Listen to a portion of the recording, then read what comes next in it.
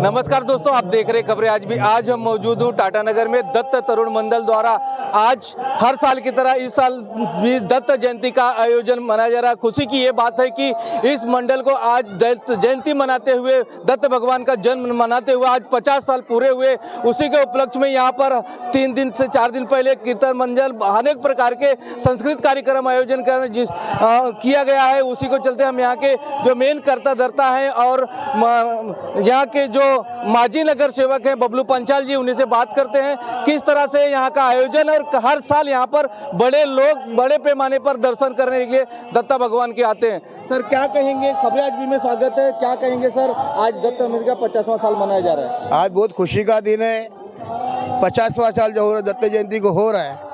ये सब हमारे यहाँ के रहवासियों का योगदान है।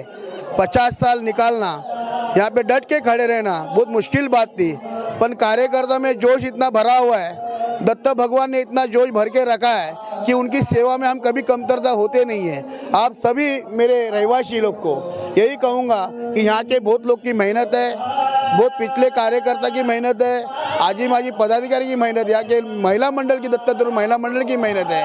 यहाँ पे ये मंदिर बनाने में बहुत कार्यकर्ता ने अपना त्याग दिया है।